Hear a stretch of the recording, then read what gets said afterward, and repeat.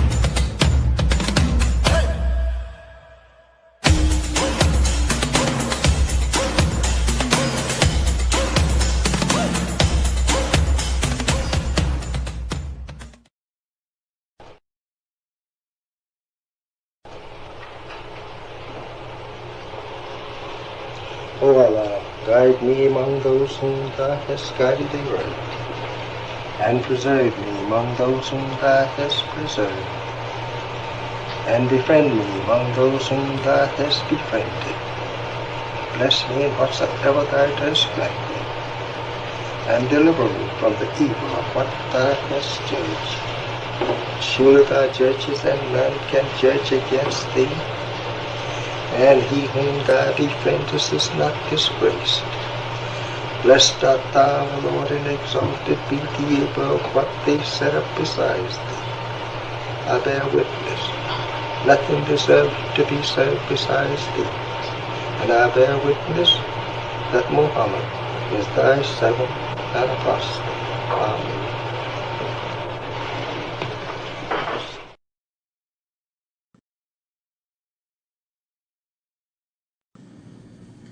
The Honorable Elijah Muhammad, who in my judgment is the master historian, taught us that of all our studies, history is the most attractive, and it is best qualified to reward the researcher. History is most attractive. Why should history be most attractive? Because history is the recorded time of the human family in its struggle to overcome obstacles. There is no life that is without struggle. The Holy Quran teaches us that man, meaning man and woman, is made to face difficulties. And after difficulty comes ease. But it is history that guides us through difficulty. For if you know how people who had difficulty yesterday got through, and if your difficulty is somewhat similar, then today we also can get through if we follow the guidance of history. This is why Carter G. Woodson and many of our black giants fought for black people to know our history. Because in not knowing our history, we don't have a guide. And without a guide, we are lost. No wonder the Bible...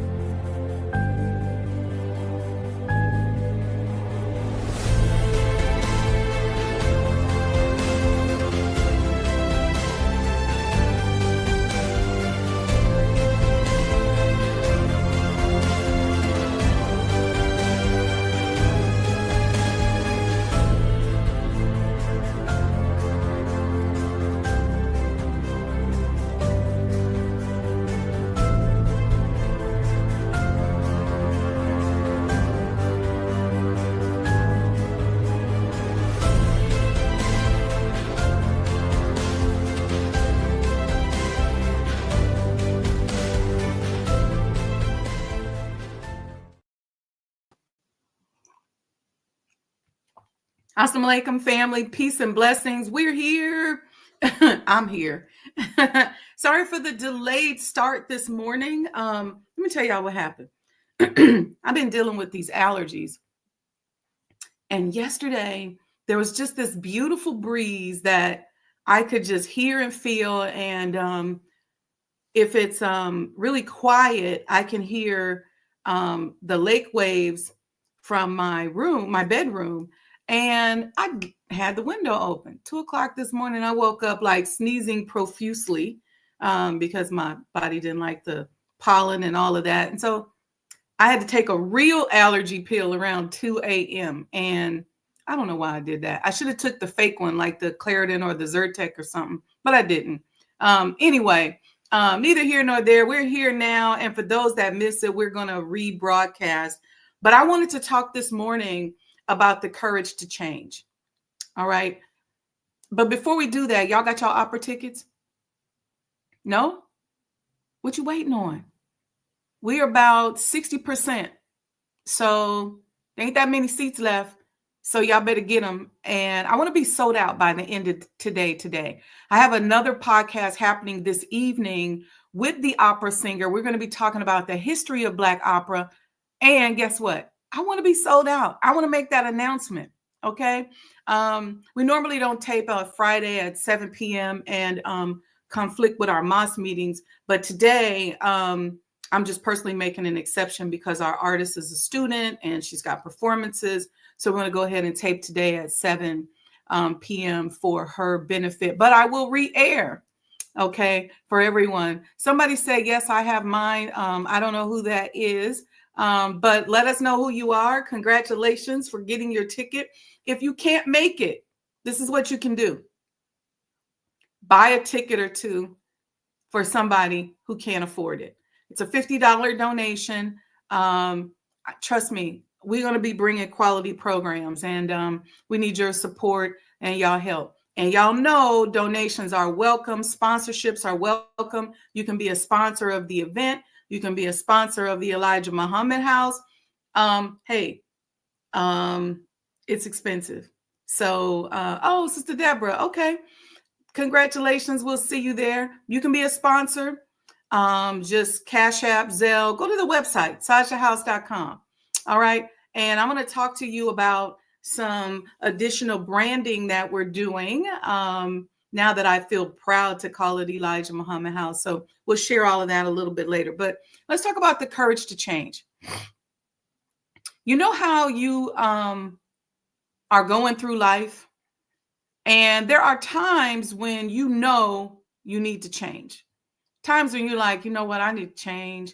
I need to fix this. I need to get myself together. But you just don't. You just keep going, right? Kind of just keep going on that hamster wheel. There are times, right? There are times when you are not conscious of, you and I are not conscious of what we need to change or that we need to change. We just know that whatever we want out of life, we're not getting it.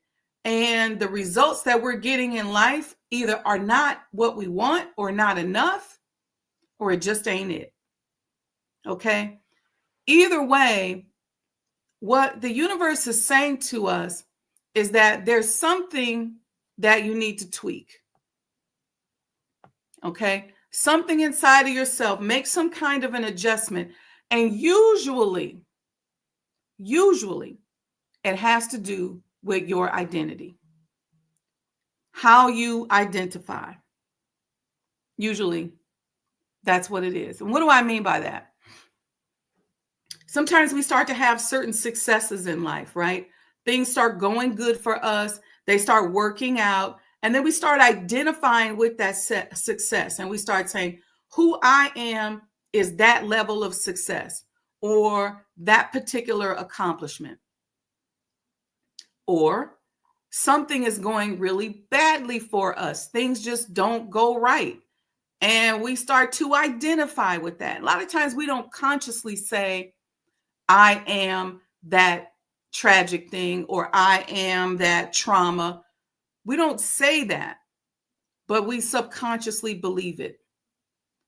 Whether we are going through a bad breakup, we start to identify with the person who is experiencing this breakup, right? This is who I am right now. Or we lose our job, or there's something that happens to us. We go, okay, this is me. Either way, it's a misidentification. Either way, it's a misidentification. And it takes courage to change, to repackage yourself to yourself. This is going to be a heavy show today. Who do you think you are, and who are you identifying yourself as? Is it your age? Is it your finances? Is it your job? Is it where you live? How are those circumstances shaping your identity and your view of yourself? And what does it take to have the courage to change your self-identity? I'm not talking about people who are one thing, born one way, and want to identify as something else. I'm not even really talking about that. If this benefits you, fine, but I'm not speaking on that because I'm not from that community, and that's not something that I subscribe to. I'm speaking on those of us who are on the road to self-improvement, who want to be of more service to our family, friends, and just want to get more out of life, want to live a bigger and better life. I'm talking about us. Now, interestingly enough, in the 30s, when the teachings of the Nation of Islam went out and started to say to Black people, former slaves, listen, you're not a slave. You're not a former slave. You are a God, a descendant of the Most High God. You are the original man and woman, the maker, the owner, the cream of the planet Earth. That was a change and a shift in identity. See, when we don't have the right self-identity, our ability, some people call it to manifest, some people would say to make things happen. In the metaphysical world, it says our ability to form energy is limited to the power of that identity.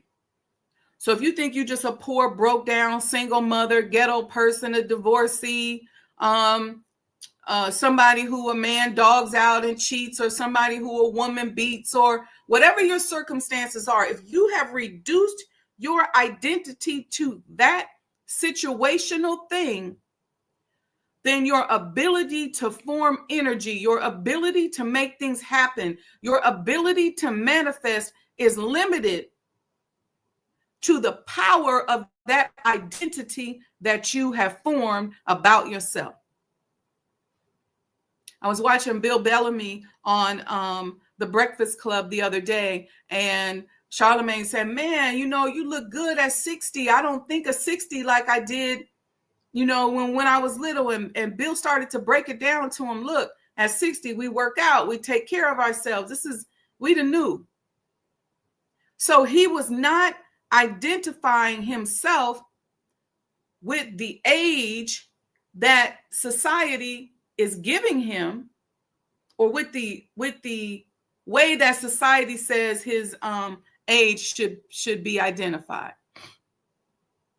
See, when you rise above all of that and you realize, I am a God making a journey through this universal space and time, and I am the impact that I can make. I am not my circumstances. I am not that sister that man cheated on. I am not that brother that just got out of prison. I am not that child that has experienced some unsavory things. I am not that person who doesn't have a car. I am not that person that society says should go lay down because now I'm old. I'm not that. I am that and greater. And if the Honorable Elijah Muhammad says that at 75, you're just now starting to learn how to live, then well, guess what? That means you're supposed to have more living in front of you. So we buy into this stuff. And I want to talk about having the courage. Why do I say it's courage? Let me define courage to you. Courage is the mental and moral strength to face and overcome danger, fear, or difficulty. So in other words, you may feel like it's a little bit dangerous to re-identify yourself. You may have fear. You may be afraid. What are you afraid of? You're afraid of what somebody else is going to say. You're afraid of just being that new person. See, the ego will tell you, you can't change. You can't be something different because everything around you identifies with this individual that you have created in your head. That is the culmination of all these circumstances. So if you change, you're going to lose. You may lose friends. You may lose a lot. So that your ego's saying, you can't change. The ego tells you this to just build on top of it. Right? What I'm saying to you is that you are bigger, you are greater, you are a God, a descendant of the Most High God. You are not that circumstance. You are not that circumstance. And if you continue to identify yourself as that circumstance, your ability to form energy, your ability to make things happen, your ability to manifest will be limited to the power of that identity, which 9 times out of 10 is going to be lower. But if you tell yourself that you're bigger and greater than what has just happened to you, if you sit down and you go through an exercise that if you are my coaching client, I'll take you through, where we're going to really imagine you being something bigger and greater than your circumstances. We're going to start to form that matter in your brain. Then you won't be so quick to allow someone else or some other circumstance or the actions of someone else to define how you see yourself. Be careful. See, a lot of us, let me say this on a personal note. This podcast that I started blogging in 2009, and then it was just audio. After writing, then it was audio on Blog Talk Radio, and then that went on for a while, and then I was on radio in DC, and then I started, doing this show. This has been one of the best things for me in my life. Not only just how many of you all I have met and become friends and family with as a result of this podcast, but the number of business opportunities that I've garnered because of this podcast have been incredible. I could list the number of opportunities, but let me tell you what I've always seen myself as a person of service and somebody who adds value to people's lives. I never want anybody to come in contact with me and I didn't add value. That means everything to me. Adding value, being of service, seeing how I can help. I've had to learn to balance that, right? Because oftentimes people can't pay me to take over their whole life, or they can't afford to pay me to take over their whole project. But what value I can add, I will add, and I will do the best to add. Most of the time, I'm not charging. And that's just on the business side. Even on the personal side, I'm always about adding value. And what this podcast has allowed me to do is to concretize my adding of value. being of service. And so the blessings that I receive from, I'm one of these persons always getting downloads, always having some kind of experience, always interacting in a metaphysical way with that part of the world, and being able to share it here in a classy way on this podcast has been very exciting. And so there's some evolution of the podcast that we're going to be doing soon. But I hope that the information continues to grow and evolve, and that each and every one of you will tell somebody, and we just keep building, right? And we got some in-person stuff we're going to be doing. But let's go back to courage. Courage is the mental and moral strength to face and overcome danger, fear, or difficulty. This is why sometimes we get competitive. This is why we start lying. We meet somebody who's trying to help us and we lie. We play games. We're jealous of other people. A lot of that is because of our messed up self-identity. And here's another thing. Some of us are so messed up that when somebody else comes along and either is doing something that maybe we haven't done or something that we want to do, we just get jealous. Sometimes we get jealous over stupid stuff. You ain't even in that lane. You're getting jealous over a podcast and you don't even do a podcast. You get jealous over, I won an award recently for historic preservation. Most of y'all know that I've been a real estate developer for a while now. When we built the hospital, I won me and the designers, we won the 2018 medical design award. Okay.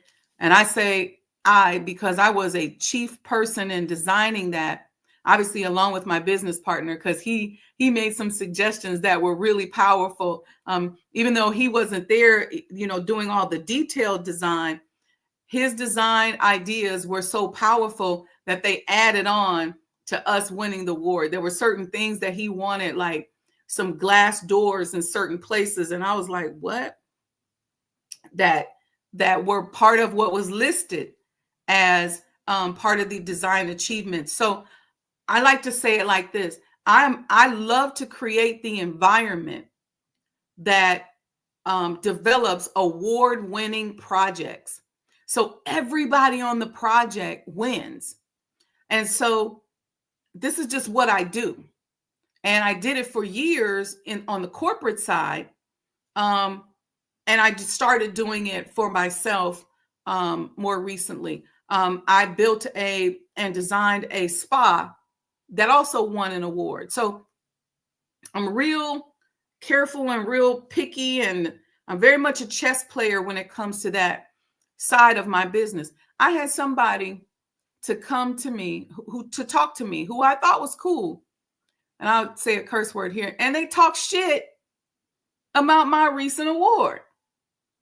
And I laughed and I said, you know what's crazy? I said, you just taught me something, that we have to be careful of how stupid we look when we're jealous over something that somebody does that we don't even do. You don't even do this. And it's hilarious to me. So it just led me to this topic today of helping us to change the way we identify ourselves. Many of us identify ourselves by the circumstances in our lives, the trauma we've experienced, the wins. Because let me tell you something, even if you feel like, look, I'm a winner, I'm this, I'm that, I'm boom, boom, boom, you ain't that neither. See, when you identify yourself as everything, all, Allah, all, everything, I'm the sun, moon, and stars, then that means I'm nothing at the same time. And so if I'm evolving and navigating through this aspect of life, then I'm not so tied in to these little ways in which, and this happens a lot in America. I can't say it's just America, because when I was in Africa, they do a lot of tribalization and a lot of tribal packaging, because I have friends that can look right at you and go, oh, you Fulani, you're this, you're that, right? as humans, we package things. And when we package things, I think it's a very colonizer's way of looking at things, because they package things and the packaging determines the value, right? And so there's a packaging. You get a resume that packages you. Somebody says to you, you're Black, you're a woman, you're this, you're that. And it defines your value. And then we do the converse where we say, okay, well, if they've packaged me this way, then I'm going to also add to that packaging all of my life experiences. And then I'm going to use that to determine how much I can manifest. I hear people talking about, my friend Eric and I were talking about food deserts the other day. And he was saying, I don't understand, because some people live 2 blocks away from a bus stop where they can go catch the bus and get food in another neighborhood. Now, we're not talking about the people who are immobile, but yet they only shop at the places right in their neighborhood. And I said, because they've identified with the circumstances of their environment, and so they consume based on their environment. I hope y'all getting this. Okay. Courage. It's the quality of being brave and willing to confront challenging situations, often despite fear. Okay. In essence, courage involves having the fortitude to persevere and withstand adversity. Y'all know I'm always talking about manifesting in the face of adversity. Right? It's easy to make stuff happen when circumstances are good. If everything is right, if everything is perfect, you got all the money you need, everybody's nice and friendly on your project, everything is loving, then it's easy to just float through and make things happen.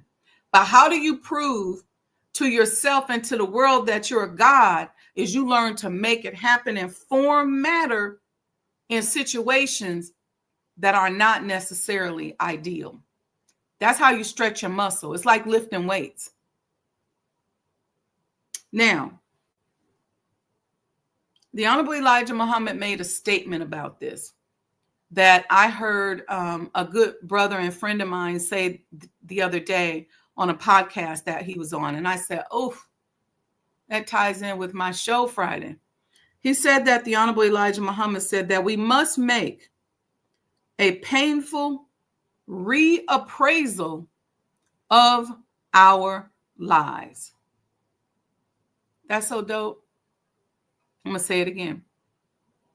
We must make a painful reappraisal of our lives. He said that in 1959 at the Uline Arena. We must make a painful reappraisal of our lives. What's a reappraisal? A reappraisal is an assessment of something or someone again or in a different way. He called, for example, for a fundamental reappraisal of a policy. Review it, reappraisal. Reappraisal is a cognitive strategy where you reframe a stressful event or situation in a way that reduces its negative impact on your emotions. Let me give you an example.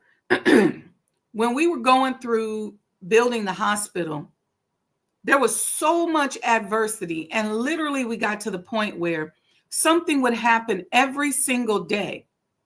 And literally, Jeff and I would just laugh about it.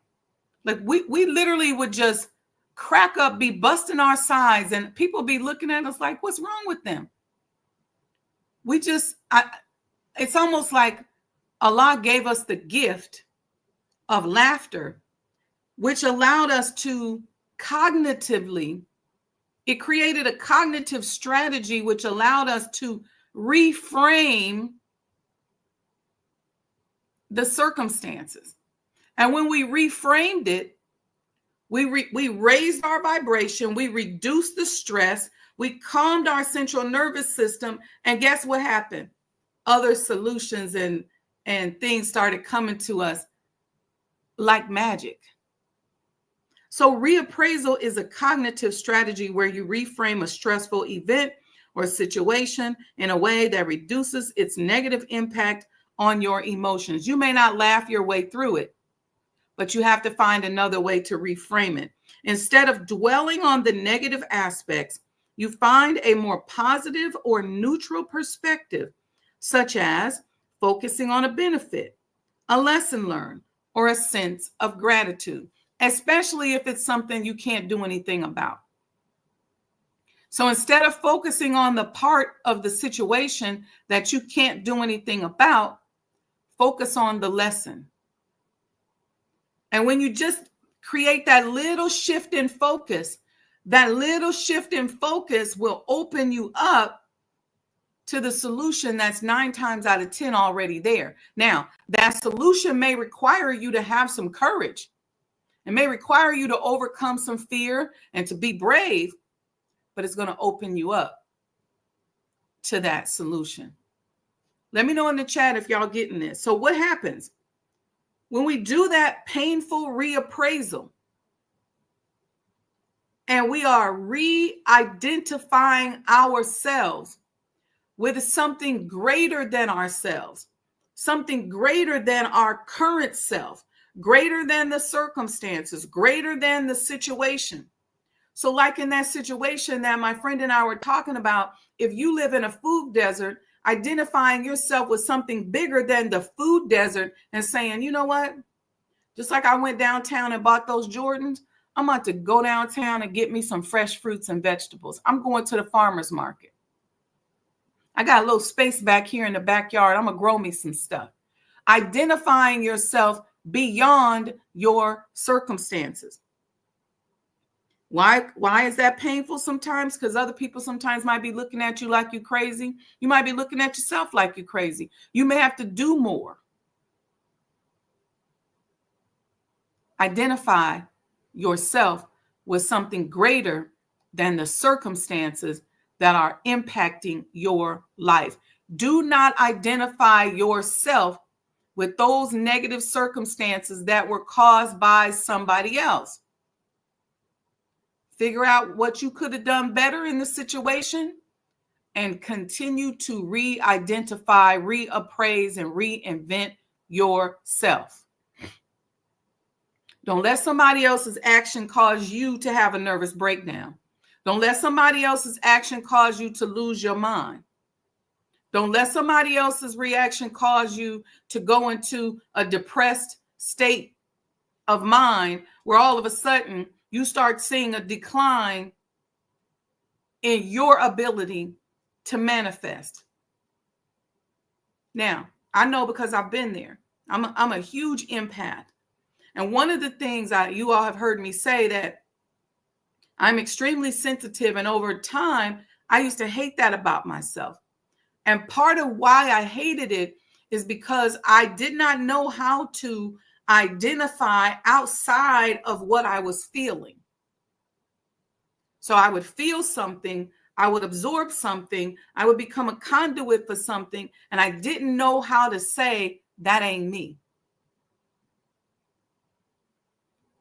But what I had to learn through studying metaphysics and emotional intelligence and becoming a member of the Nation of Islam and understanding who I am and whose I am, I began to embrace my sensitivity. And one day it was like an aha moment. I said, wait a minute. It's a reason I can sit at this table with these good old people and see things they can't see and hear things they can't hear and feel things they can't feel. That's a gift. How do I turn that into a skill set? How do I make things happen because I can see what they can't see? Because most people will come to you and they will be very firm in their suggestions, and they will come with the power of the other people that they've been talking to who feel like you shouldn't be doing this and something's wrong with you because you're doing that. Or it could be something simple as, I don't know why she don't do this or that. I get it all the time with Sajdah House. What she need to do is such and such, such and such. And you come and you talk to me because you feel like, okay, I know you. You come with the power of other people that you've been gossiping with about me. And I realized, oh man, their vision is limited. They can't see. They can't see. They can't see it vibrationally. And because they can't see it vibrationally, because the sensitivity levels aren't there, it's okay. I ain't mad at you. Thank you. I will consider that. But I am now embracing who I am. And it takes a long time sometimes to embrace who you are, because we have to do that painful reappraisal. I sat up, I had an exercise that I did on myself, which I generally, I was doing it because I wanted to develop it as part of my coaching, where I went through things that were significant that happened to me in my life. More so things that were unsavory, things that I wasn't happy about. And I started to evaluate who I was and how I identified and what happened upstream that created the circumstances for me to move into that particular space that caused the trauma. Right? It's like in the vascular world, we look at what happens upstream, right? That's a whole nother conversation. But I started saying, what happened upstream? What happened that triggered that? What did you see? What disappointed you? What hurt you? What made you lose hope? What happened? Let's go over some more. Here's some examples of reappraisal.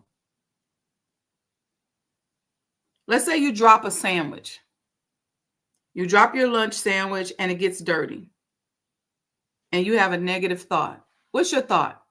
You drop your sandwich, you're getting ready to eat it for lunch, and you think, I'm going to be hungry all afternoon. Damn, I done dropped my sandwich. How do you reappraise that? Well, the reappraisal could be, at least I have a chance to try a new lunch today. Or I can go grab something else. Or if I don't have the money to go grab something else, I could say, I'm fasting today. I'll be okay. That's a reappraisal. Here's another one. Let's say you have a breakup. You experience a breakup. It's very painful. And you have a negative thought. You say, I'll never find nobody else. And because you're thinking I'll never find nobody else, then you start saying, I don't care. I don't even want nobody else. You give up on love. Here's the reappraisal. This is an opportunity to meet new people, learn from this experience, and appreciate the good times that we shared. Now, I know it's easier said than done when you're in the midst of pain, but you gotta find a way to reappraise the situation. Here's another one. Let's say you lost your job or your business fell apart. You could have a negative thought and say, man, I'm such a failure. What did I do wrong? I'm messed up. Or you could reappraise and say, this is a chance to pursue a new career or explore my passions. It's an opportunity for growth. You know, you made some mistakes on that job. You know, you probably did some things that you shouldn't have been doing. You know, you did some things you could have been better. You know, maybe you could have been more engaged. Maybe you was in there talking on the phone too much. Maybe you let a supervisor or a coworker get to you and you acted other than yourself. Well, this is an opportunity to learn. It's a reappraisal time. In essence, reappraisal involves identifying the negative thought. Okay, so we have to identify the negative thought, recognizing the unhelpful thoughts that you're having about the situation. What's not going to help you? I'm never going to find nobody else. I don't even want nobody else. I don't believe in love no more. You know what's crazy about what's interesting about being single, you know, at this age, especially in an environment that encourages marriage. and you're like, man, I still ain't found nobody. And I've always reappraised that and said, okay, it's an opportunity for me to learn. It's an opportunity for me to grow. It's an opportunity for me to get bigger and better and develop and tweak who I am, to get closer to Allah. I've always reappraised that. And I'm one of these persons, I believe in love. I love love. I have so much faith in love. And it's so easy when you see how it's interesting how people, especially in a Muslim environment or a Christian environment, play you when you're single, especially men.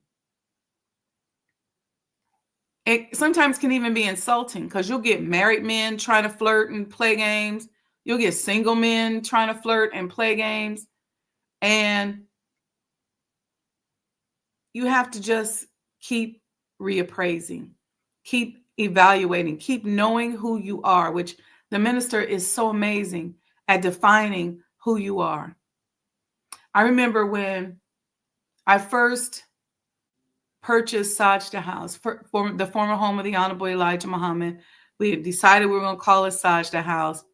I always said, okay, we'll rebrand later, because the goal has always been, the house obviously is Elijah Muhammad House, but the operations is all Sajdah House, right? So the programming, the development, that's all Sajdah House.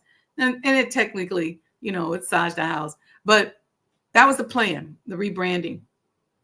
And the minister gave me a series of personal talks that helped me to define and understand who I am. And one might say, well, what would that have to do with the renovation, the restoration? What would that have to do with that? Has everything to do with it, because how I see myself will indicate the power that I have to manifest in the face of adversity, or in the face of controversy. So it's all about how I see myself. Do I see myself as this person who made certain mistakes in the past? Or do I see myself as bigger than that? Do I grow and develop and evolve? I'm so into growth and evolution and development that if you knew me last week, you damn near don't know me today, because that's how important growth, development is to me. Things that I used to talk about, things that I used to do, things that were important to me, things that would happen to me that would cause me to make a mistake or fall victim to a predator. Because trust me, sensitive people, the predators are out here. And when they see that you're sensitive, and when they see that you experience something, they will prey on you and pounce on you and leave you with the bag, leave you with the persecution, leave you with the negativity that you got to deal with. It's all an opportunity to grow and develop. And don't be afraid of whether or not somebody's going to judge you because you've had the courage to change. Pray for them and hope they got the courage to change. Don't worry about nobody else's judgment. You let that roll off your back, like water off a duck's back, as they say. You let that roll off your back. You have the courage to change. Everybody got some shit with them. Everybody got something that they've done or they're doing now or that they're about to do, okay, that is messed up or embarrassing. You just make sure you don't identify yourself with your mistakes. You are bigger, you are better, you are a God, a descendant of the Most High God. And doing that reframing of the situation, you want to focus on the positive. You want to identify any benefits, any lessons, any opportunities, and have the courage to engage in that painful reappraisal of our lives. Don't sit up talking about what they're doing wrong. what they should be doing, how they ain't this and they ain't that and they could Focus on your own self-improvement. Do what you're supposed to do. Do what you're supposed to do, because it's more important for you to focus on self-improvement and do what you're supposed to do, because that is your ability to manifest. That is your ability to form energy and make things happen. That is your ability to accept an assignment from Allah that you have no idea how you're going to do. But you can't elevate to those levels if you're so busy worried about what somebody else is going to say, how they judged you, what they not doing, what they supposed to be doing. No, this is about that painful reappraisal. Means that you got to own it. You got to sit in it. You got to stand in it and figure out a way how to not identify with that stench and climb your way up out of it. All right. Thank you all. Thank you for waiting for me this morning. I see some comments here in the chat. Let's see what we got here. Happy Friday, Mom. Sister Deborah, thank you for getting your ticket to the opera. Brother Lamont says, good morning. Brother Robert 11X says, Assalamu alaikum. I'm bearing witness to everything you're saying. I just went through a 9 months of uncertainty. While in it, I couldn't see Allah because my emotions clouded my vision. But after it, now I can see my shortcoming. Not trusting Allah would handle it. And he was revealing himself to me at every corner. That's beautiful. These blocks were too long for me to see. In hindsight, I see it clearly. May Allah bless you, brother, for finding your way through that. Thank you. Thank you for sharing that. That was absolutely beautiful. Because what had happened was, while you were in it, your emotions were causing you to identify with the circumstance and with the situation. And Allah is saying, identify with me. Here I am. You said at every corner. Probably even more than that. Because that's the thing. It's a constant. It's just that we go in and out of consciousness. You know, it's like a person who's fainting and coming back and falling asleep and coming back. We go in and out of consciousness. It's like if you're watching a movie, the movie continues to play and you go in and out of consciousness. If you're starting to fall asleep, you miss parts of it, but it's still playing. So the movie's there. You can wake up and access it at any time, but it doesn't stop playing. That's how Allah is. It's always there. It's like that movie that's playing when you're falling asleep. We just go in and out of consciousness. And then at some point, we identify with the person who's going in and out of consciousness and say, I'm sleepy. See, whatever you put after that, I am, that's what you are. And once you say, I am sleepy, then you go to sleep. The movie goes off. And you wake up tomorrow and start it over again. But it's that I am. That's interesting, I did a show on that. We may come back and do that. But this is very important for us as conscious entrepreneurs. That's why I'm covering it today. Because oftentimes we identify with, I'll never start a business, never see nobody that I know that has a business. People around you, especially when people around you are in authority over you, like your parents, or if it's, at your church or at the mosque or whatever, and maybe they don't really understand what you're doing. And you may get yourself in a situation where they have to be judge and jury over a situation that they don't really quite understand. It creates a difficulty factor, and it can cause you to identify with that person who's unsuccessful, that person who made that mistake, when in actuality, it's an opportunity to reassess and reappraise. And so in business, I'm always encouraging my entrepreneurs to study the industry you're in, study the people you're around, study the product, study the service, study the laws, study the regulation. And you may miss some things. You may need to get a coach. You may need to get a lawyer. You may need to get a counselor. You probably need those things. But study and learn as much as you can.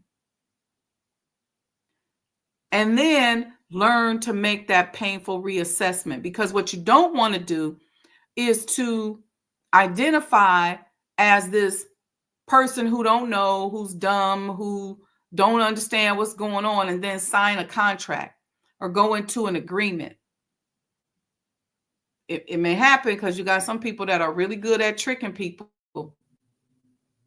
But you really want to work on your self-identity because it's going to impact your ability to be sensitive to information and your ability to receive data and evaluate the data as it comes to you. All right. So with that, you all support the platform. I pray this did something for you today. We will rebroadcast it because I know probably about a third of the people here. I appreciate you, but there's a whole bunch more that missed it. It's my fault because I was late. Let's see what's coming up. Today at 7 p.m., we're going to be talking to Arlesia Stapleton, our opera singer who's going to be performing at Black Opera in White at the Elijah Muhammad House Museum. And then tomorrow morning, Coffee Talks. I got a couple things I'm playing around talking to you about. So just tune in and we'll see what comes up and what bubbles up a little bit stronger. We may, if y'all want, continue this conversation on identification, self-identification, because this is very important, even for those of us that are in influential situations. If you're a leader and you have a low self-identity to the point where you're almost depressed, do you know that you can infect all the people around you? And next thing you know, everybody has the same gloom and doom attitude that you have. Listen, we're supposed to be happy. We're supposed to see where the future is going. We're supposed to be excited about the future. We're supposed to be ready for their future. We're supposed to be prepping because this is the hereafter. Here after what? That's a whole nother subject. Okay. All right, family. Make a donation. Support the network. You can Cash App Sajdah Enterprises. $10, $20, $50. Support the network. Please get in the habit of supporting the network. I'm not charging anything, and most of you are not signing up for coaching sessions. So you're getting it here. And I believe that this is valuable, life-changing information. Assalamu alaikum, Brother Tyrone. Thank you so much. Cash App, Zelle, you can do that. Also, get your tickets. I know it's a lot of financial stuff, but freedom ain't free. Okay? So stop thinking of yourself as this pole righteous teacher or this pole person. You got money. We got trillions of dollars flowing through our community. We got money. Look, we got to support the renovation of the Elijah Muhammad House Museum. I did it. Don't leave me out here by myself. Okay? We got to support the network. Okay? Cash App, Sajdah Enterprises. You can Zelle. We got credit cards. You can do whatever. What else we got? We got opera tickets you got to get and a whole lot of other events. Freedom ain't free. And it costs money to be a part of a lifestyle, right? Ooh, this just came to me. Got money to be a part of a lifestyle that is going to uplift you, but you first got to stop identifying with being broke. Give it up, because money only has value when you release it. That sounds crazy, don't it? But it's true.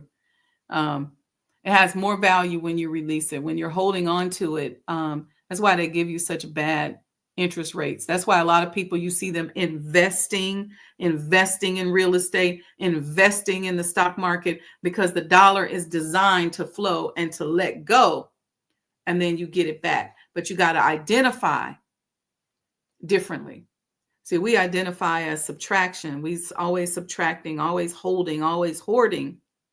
And that's why oftentimes things don't grow for us. But you on here, you're a conscious entrepreneur. You're doing something different. You're invested in the hereafter. You're not connected to all this depression and gloom and doom that's going on out here. We got to rise above it. We have to be the saviors. We have to offer hope. We have to be excited about the future. I know it may not look good. It's so many changes and it's scary. But just like the Honorable Elijah Muhammad said, we have to do that painful reappraisal of our lives. All right, family, I'm going to go. I'm going to get out of here. Hope you all will support.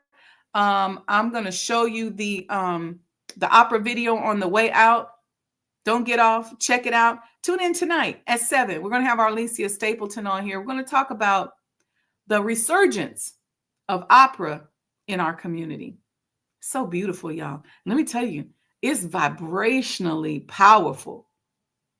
Vibrationally powerful. All right. Peace and blessings, y'all. Love y'all.